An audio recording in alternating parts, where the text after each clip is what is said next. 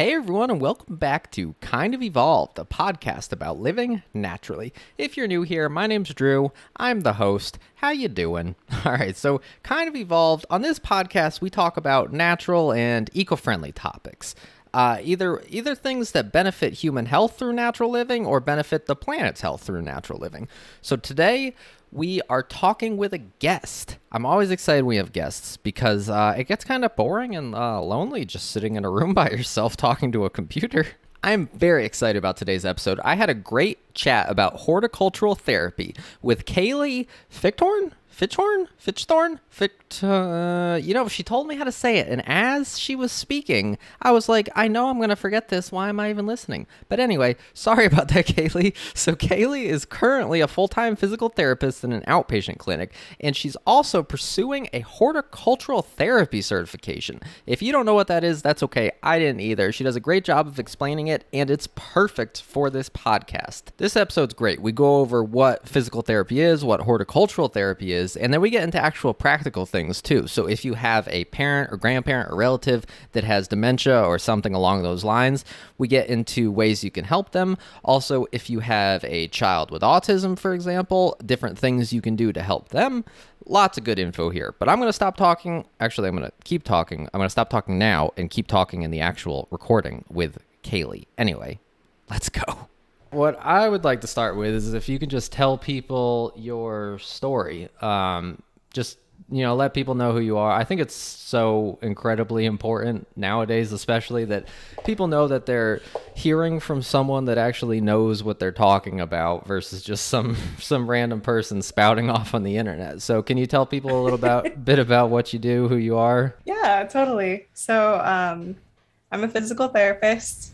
About a little over a year ago, I graduated with my doctorate in physical therapy. And so ever since then, I've kind of been looking for ways to integrate more nature into my life. And when I was in my undergraduate program, I came across horticultural therapy. And so now that I've kind of gotten a good basis in what I'm doing with my career in physical therapy, I'd kind of like to augment that with horticultural therapy. Right. Yeah, I see you got a couple of plants behind you. Are you Yes. into nature in general? Is that what pushed you towards wanting to, adapt to that? Definitely. I would say one of my biggest passions is like being able to grow your own food. And Yeah, that started from when I was like, right. 3 or 4 years old. I went to like a church preschool when I was younger, not super affiliated now, but Right. my teacher, she taught us how to grow our own carrots. So that was like the first introduction to like, oh And my gosh, and like that I just plant stuck this with little you. seed. Right. Yeah. It's funny because it's something we all take so for granted. We just go to the grocery store, we buy vegetables, fruits, but it's when you really break down what happened, you take something this small, it grows into whatever size thing it grows into, and it's just incredible. Nature it's constantly blowing me away, and I wish people would slow down and just take a few seconds each day even to just appreciate how incredible the things are that just are constantly happening all around us. Honestly, I say it all the time to my patients, even that like knowing what I do know about the body and nature, like it's amazing that we're even here and Oh, doing what yeah. we do. Right. Like, Yeah. So you said you're currently a physical therapist. What made you want to get into physical therapy originally? well, that's kind of an interesting story. So when I was growing up, I was really interested in art. My Uh, parents owned their own graphic design company for 30 years. Like I thought I'd kind of follow in their footsteps. But then when I actually started to go to school for art, I realized that the kind of commercial art world was not what I wanted to pursue. right. I kind of saw myself sitting in a cubicle designing something for, these major corporate companies that, I would never get the kind of recognition for that I Sure. wanted. Absolutely. And so having more of a background or like a mind for science, I would say, and wanting to be around people and help people, I started to pursue physical therapy. And so I started out as what's called a rehab tech, which is like where, you kind of help keep the place clean, organized, Mm, like help people with their exercises, like really basic stuff. And then I just started to go to school for it and I fell in love with it. that's awesome. Yeah. So, do you, with your work now as a physical therapist, are you working with a variety of people, mostly working with people that recently got injured, elderly? It's a little bit of a variety. Uh, Some elderly, some people who were injured, kind of like on the job injuries, that kind of thing. I've worked with people who have had like neurological conditions and, your standard kind of orthopedic conditions like total knee replacements, that kind of thing. for a real basic question, can you this is so basic it might be hard to answer. Can you can you explain what physical therapy is? So I've never been to physical therapy, but I've certainly seen movies where the athlete gets hurt Yeah. and then they do their montage where there's no way he's gonna make it back, but then he does it, and then so it's essentially like learning how to use your body again, right? After something happens. Right. That's a good way to put it. Kind of like learning how to use your body. Um, that we physical therapy covers all different kinds of conditions. Like we even do a lot of wellness therapy. So Uh, like even if you're not necessarily looking to fix something that's injured, you can go to a physical therapist for like your kind of um, your wellness program. Like mm. how do I get fit in a better way that's more like conducive to movement. Like our national association likes to call us like the masters of movement. We get down to like the nitty gritty of like, okay, this muscle isn't firing right. Like, how do we train it to fire better and that kind of thing? So you currently do physical therapy, but you're interested in horticultural therapy. Well, first, can you explain what horticultural therapy is? Horticultural therapy kind of plays into like more rehabilitative sciences like physical therapy, occupational therapy. It really kind of falls in line with a lot of the other, like I said, rehabilitative sciences, but it uses plants in a way to help people reach their goals through like mental health, physical health, and also there's a section of it that is more devoted to like vocational therapy, Mm, so like for job work. And so the mental and physical is pretty straightforward. There's a lot of mental health benefits to working with plants and being connected to nature. There's the physical benefits of, say, like having to work with like adaptive tools to help yourself work in nature. Then the vocational aspect is a little bit more interesting because it focuses on like critical thinking and more like soft skills in that way. So it kind of is more holistic, I find. interesting. Yeah.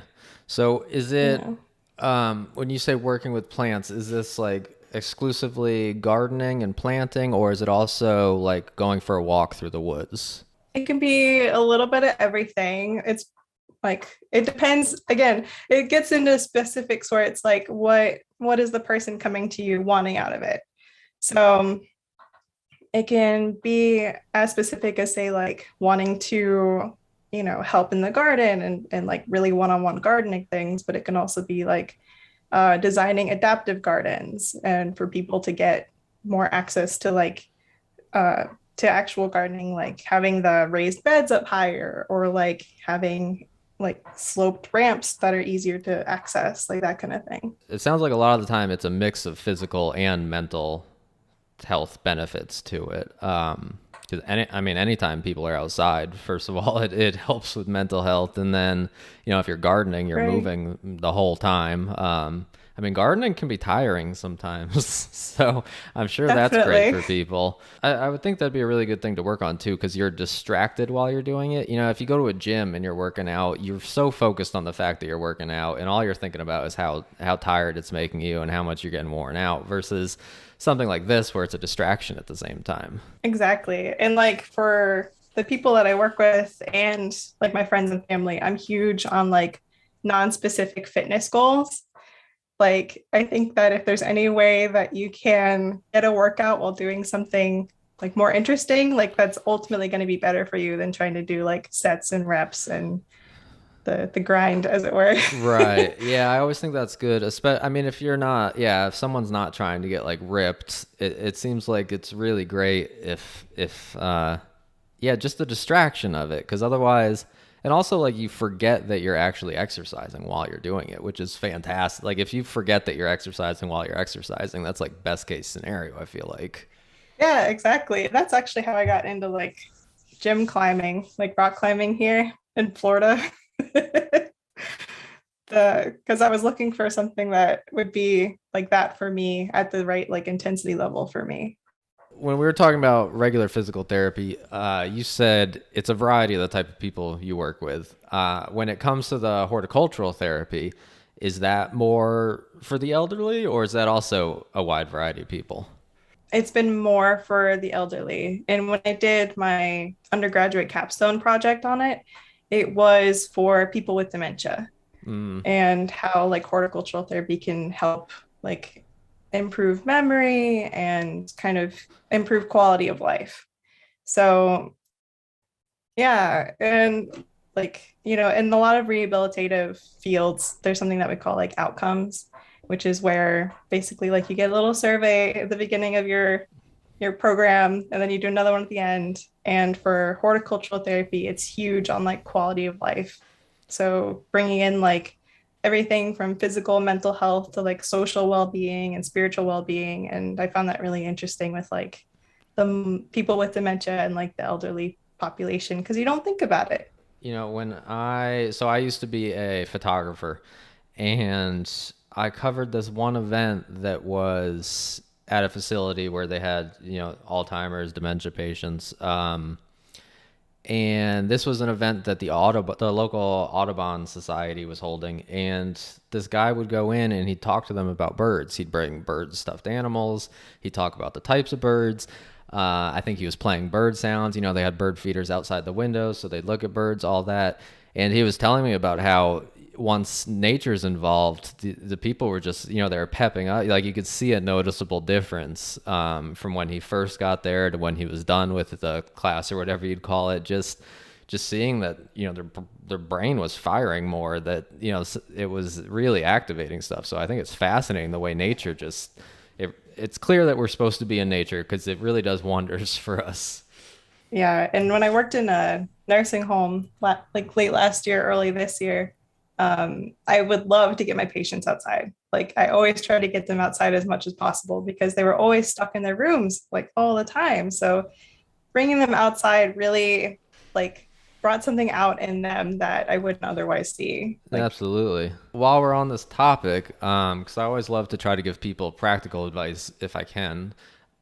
If someone has, a grandparent or a parent that, is still at home, but is starting to have, issues that they're running into, and they either can't find a horticultural therapist or can't afford one, what are some things? So you were just mentioning, getting them outside as much as possible. What are some practical things that they could do to try to help? I would definitely recommend like just trying to, first of all, try to spend time with them as much as you can because like social isolation in the elderly is a major problem, both Sure. for mental well-being and physical well-being. Mm, And then if you can somehow integrate that with like a little walk outside, or if they can't walk, help them get outside if they can. Just 30 minutes a day can be super helpful. And if they, for whatever reason, there isn't access to outside, getting a really easy house plant, I think, is like my number one tip. um, this one, that's a neon pothos, and pothos are like crazy they're easy. they're very And easy. Yeah, I have one of those. yeah, I've killed everything but that. yeah. So getting them in some way interacting to a more natural environment, like you mentioned, the little bird feeders that go in the windows, Right. those can also help as well. Just get them interacting with nature again, like they honestly should be, I feel like. Yeah, they really should. I always go back to the way humans naturally would have, before we started building cities and towns and houses and all this, the elderly we would have been in these little tribes in the woods, and the elderly would have been out in nature all the time. And Right. I think there are consequences to how much we're inside these days. It does cause health problems. So anything we can do to get outside more, it makes such a I feel so like if I'm outside for a couple hours one day, I just feel energized afterwards. And one kind of area that I'd like to research further is like how our interaction with the soil and like the mycelium and everything in the soil like helps us both with like our immune systems and kind of our overall health. Because I feel like that exposure like to the different organisms like can help in some ways, like at least immune wise for sure. I love when science ends up meeting with I don't even know what word I'm looking for, like spirituality or quote unquote pseudoscience that they later on figure out is actually based in reality. So, the one that comes to mind Right. instantly for me is like meditation. That no one talked about meditation, but, Buddhists and other cultures and religions had been doing it forever. And then scientists realized, oh, this is actually really good for you. And, and Yeah. even now you hear about, certain cultures that you talk about, walking barefoot and just being in the dirt and on earth and all of that. They talk about it in more of a spiritual way, but I wouldn't be surprised, like you were just saying, if there are some actual, physical benefits to that. Just all these things, they just add up. Right. And lately I've been reading a little bit up on how you interact with the environment when you're a kid can help, determine your gut microbiome, Hmm. your even your allergies. Like it's all kind of in like how much you're exposed to when you're growing up. So horticultural therapy, is that a relatively new thing? Yes and no. It depends on your definition of new. It focused more on the mental health benefits in kind of its conception, so like early to mid 1900s. Don't quote me on that, but and then since then, there's a lot more research available to look into like the physical and vocational benefits of it as well. Is that something that a lot of traditional physical therapists and other people in the medical field look at as like a pseudoscience at this point? I think it's typically seen as or lumped together with like other creative arts therapies, Uh, like like art therapy, music therapy. It's not right. typically like I personally haven't heard of another physical therapist pursuing horticultural therapy, but just last year, like the American Horticultural Therapy Association basically allowed, say, like my degree, like a DPT, Doctor of Physical Therapy, to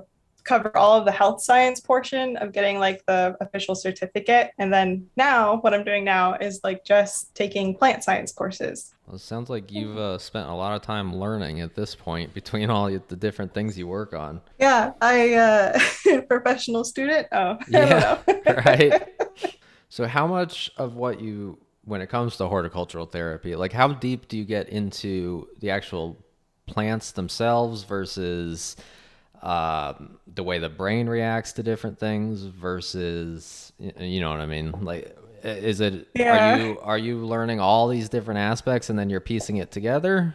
So I have the health science or like human science portion already, right? So I already Right. kind of know like how the brain works, how we input and output information, that kind of thing, how the body works biomechanically. And now I'm kind of learning on the flip side, like how that is with plants. So like the course I'm taking this fall is just plant propagation. So how to So grow plants it's just essentially. straight up about plants right now. Yeah. Yeah, and then eventually I have to take a few courses with the American Horticultural Therapy Association, which aims to like blend those two. Then there's an internship where I have to work one on one with a already certified horticultural therapist. So you really do, yeah, you're really piecing together different knowledge, I guess. Two different Yeah, what sound like complete. I mean, plants and the human brain and the human body sound like completely different topics, and then you got to they find a way sound to like merge it, them. but Yeah, right. Everything's connected. Does horticultural therapy have anything to do with Like I know, for example, I run a skincare company and we use lavender a lot because, smelling lavender helps relax a lot of people. Does it get into the senses like that at all? Yes, that's actually like a huge aspect of horticultural therapy is like sensory gardens and helping using sensory gardens to help people with, sensory issues such as like people with autism or, just general anxiety that might have sensory issues. I used to work with the Naples Botanical Garden when I was doing my capstone project, and they have a sensory garden there. And so it was like, how many things can you smell? What can you taste? Like, what can you hear? That kind of thing. And using different characteristics of different plants to kind of, give that overwhelming, like, sensory experience for people. That's fantastic. I have heard. I think I've seen a couple articles now, if not also on a YouTube show or something, where they were talking about sensory gardens and how much it can help people with autism. Is there anything, I don't know how far into your research you are at this point into that, but if we have any listeners that have autistic children, what could you tell them about sensory gardens and how to pick plants, how to set one up, what it does? Yeah. So, and kind of like in my research and experience, what I found is that sensory, like external sensory experiences can be like very grounding. And so there are, I'm trying to think of like plants off the top of my head, but there are a lot of plants that have like very distinct like sensory characteristics. Like I Right. think it's called a lamb's ear, Yeah, the but fuzzy one. it's called, yeah, I because was it's actually so I was just about soft. to say is lamb's ear one of them right before you said that. Yeah. I'm so proud of myself right now. Like as far as like sounds and different things, like there's a wide variety of like ornamental grasses that when the wind hits them, it just makes a beautiful kind of Yeah. whooshing, like rushing sound. Obviously, taste, you can do a variety of different herbs. There's like, I don't know, a million different kinds of mint, which is Oh kind of yeah, fascinating. absolutely. And Like, mint's usually a pretty easy one to grow. yeah, it's extremely hardy, almost to the point where like you have to kind of Yeah. control it a You little gotta bit. prepare for battle the second you plant it.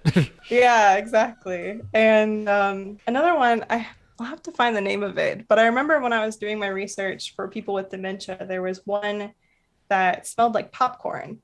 Huh. And it was kind of crazy because it would help trigger memories of like people's first movie dates and things like that. Right. That's very And interesting. Yeah, there's some smells that I swear I'm like borderline addicted to at this point. But it's amazing how certain smells can just trigger memories so strongly. Yeah, I'm fascinated by that because it really is, for me at least, it's the strongest. I get the strongest nostalgia from smells versus hearing something familiar or seeing something familiar. When it's a smell, it's a way stronger experience, and it's just so strange to me. well, there's a background physiology to that too. Like the parts of the brain are like pretty close. So I think I heard that once. Yeah, so it just activates it more strongly, I guess. yeah, exactly. It's kind of like the synapses fire easier or more strongly. As far as the sensory gardens go for autistic children, what is it that it does to help that? Now, I personally don't know much about autism at all. I'm sure any parents listening would know much more than me. But what does it do? Like, how does it help? How does that help them? Well, I think it comes down to there's a few different things. As physical therapists, we often see children with autism and kind of help them partially with sensory difficulties, but also with, the biomechanical difficulties that they might have. I think when it comes to sensory stimulation, it can be overwhelmingly calming for people with autism. I know one of my friends from my PT program, she did her thesis project on children with autism and like the deep pressure therapy. And so having like a very strong, like singular sensory experience, like I found in my research and experience to be very like calming for people with autism. So what's the deep pressure therapy? I'm not familiar with that. Yeah, so that's where you provide kind of like a deep compression, or it's similar to like weighted blankets, Yeah, that kind of idea, where you give them that kind of like overwhelming sensation of just like the pressure, the tactile feeling on their body. yeah, I have one of those So blankets. I will forever be Yeah, same. convinced that humans are the strangest animal. It's just so It's weird the true. things that calm. I'm like, I'm gonna smell this flower, and then I'm gonna put this heavy thing all over my body, and now I feel great. Exactly. We're so weird. Sensory stuff like that can be extremely grounding for people with anxiety, like Yeah, well, I have anxiety, so it's in probably that that right grounding. there. Yeah, Yeah. yeah, that's probably it. So, anyone that's interested in doing a sensory garden, their best bet would probably be to, well, first learn about gardening as much as possible so they don't plant everything and immediately kill it. But then probably just, I'm sure they can probably find good info if they look on Google and YouTube for sensory guard. Are there any specific resources you can think of, or you think that's best bet? It seems like there's a lot of good info out there. Well, I'm going to plug the American Horticultural Therapy Association here. They have a lot of information on their website about sensory gardens and kind of like different plans and layouts for sensory gardens. But as anyone kind of starting out, I would look into what grows best in your area. Yeah, absolutely. Because like there's the whole thing about different zones, at least in North America, different zones where some things just won't live because the light isn't right or something like that. The atmospheric conditions aren't great. Yeah, you don't want to be fighting nature the whole time. It doesn't, we never win when we fight nature. Right. And like in Florida, the University of Florida has a huge like agricultural department, and so they show a lot of information online about like if you want to buy a mint, like these are the varieties of mint that do best in Florida and your area of Florida. So look for your local university and see if they have like an agricultural extension. Yeah, I'm really excited about just in general how people are really starting to realize or becoming more vocal about the fact that connections with nature can do so much good for us and can help so many people. I think there's so many times where people just want to throw meds at the situation, and for the record, I'm on meds right now. Like I know for sure sometimes medication is absolutely the right route to go, but sometimes there are so many natural ways to help someone, and sometimes that's all they need, sometimes that's one step and then you need the meds too. But especially if you can pair these things together, it can help people so much. I mean, I'm sure I'm talking to the listener. I'm not talking to you. I know you know more than me on this, but I say you're preaching to the choir over here. yeah, absolutely. I figured, but I'm glad these things are becoming more and more accepted. They used to just be laughed at by medical professionals, and people get stuck in such an old school way of thinking. They have trouble adapting to new information and realizing there are other ways to do things, and sometimes a lot of the time they're better. Definitely. And it's like, even now when I talk to the people that I work with in physical therapy, I always say, we're going to try physical therapy, say, before you do surgery, just because, even if you do end up having to have surgery, you're going to have better outcomes in recovery from the surgery. So I feel it's always best to kind of do the easy way first and then, Yeah. bring out the big guns when you need them, kind of thing. Worst case scenario is you just go back to the original plan, but it could Yeah. be that you don't even need to go that route. You mentioned the place that I already forgot. You mentioned the place that I already forgot for people to get information on sensory gardens. What did you say again? The American Horticultural Therapy That was, yeah, Association that's what I was website. about to say. Sure. Yep. Um, where would people go to find more information about horticultural therapy in general? Same place? Yeah, also check out your local botanical garden because Mm. there's a good chance that they have either classes or programs that either are directly connected to horticultural therapy or are in some way integrating those same concepts. Oh, that's awesome. So it Like, is getting widespread yeah. enough that people can usually find something close to them like that. Definitely. I know a lot of horticulture, a lot of botanical gardens like to do like a walk in the garden kind of classes or where they kind of like go and talk about different plants, that's a good place also to get information about what you can do in your area Right. because, they're a botanical garden. They're going to do like they're doing the most out there, like in your area. So take the little bits and pieces that you like and bring them home. If there are people who want the benefits of horticultural therapy but hate gardening for some reason, um, Okay.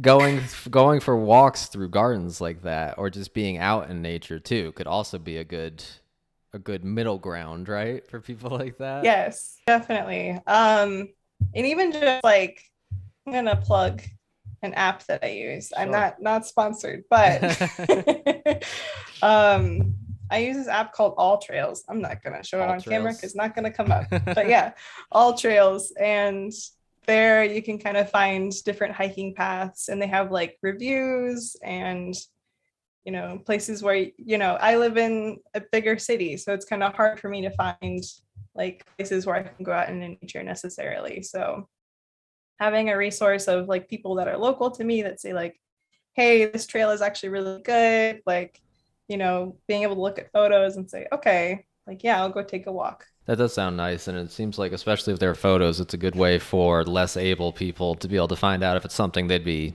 capable of. Right, definitely. I used to live in Connecticut, and there was an Audubon center there that was like 100+ acres, and they did a great job. They did a whole wheelchair accessible section of it, where they tried to keep it eco-friendly, so they just like compacted the dirt. It was Oh I hadn't wow, seen anything like it before. It basically just looked like they took like a steamroller and made a path just by pushing it down.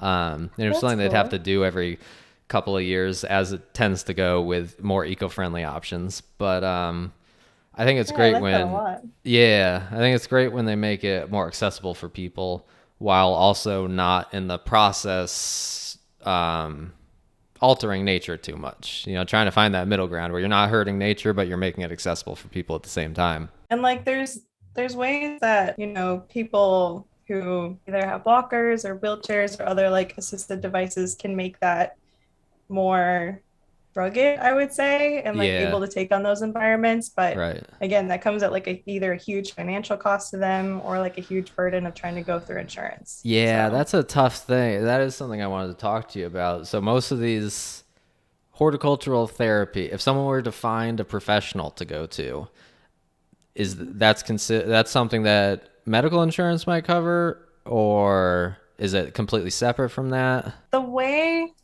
that I've seen it done is through botanical gardens. Uh-huh. And so that's usually like either like a membership kind of thing Right. or like a membership to the gardens and then sometimes an additional fee on top of that. I know that with like horticultural therapy is kind of considered in medical terms like a therapeutic modality, which just Right. means like form of treatment. Sometimes you can submit that to your insurance for reimbursement on an individual level I gotcha. and kind of see if that's covered. But yeah, most of the times the way I've seen it, it's through self-pay. But yeah.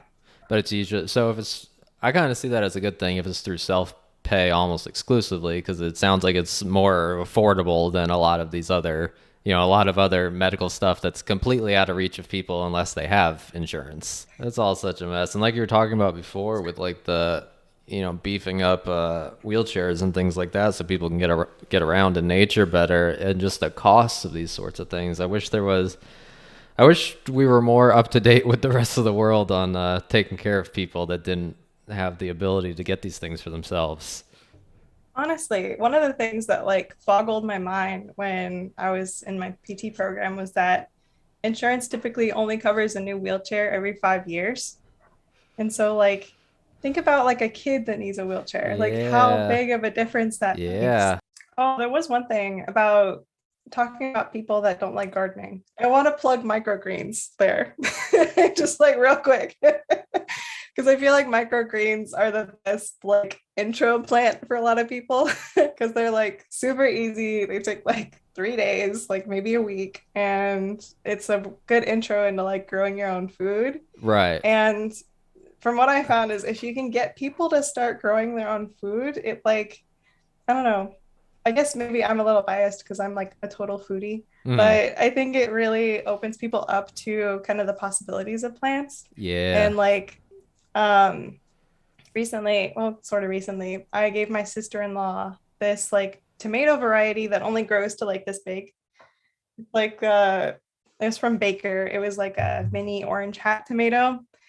And she just like fell in love with it because it literally only grows like a foot and it makes these like delicious little cherry tomatoes. And yeah, now she's hooked. So now she's growing all kinds of stuff. That's great.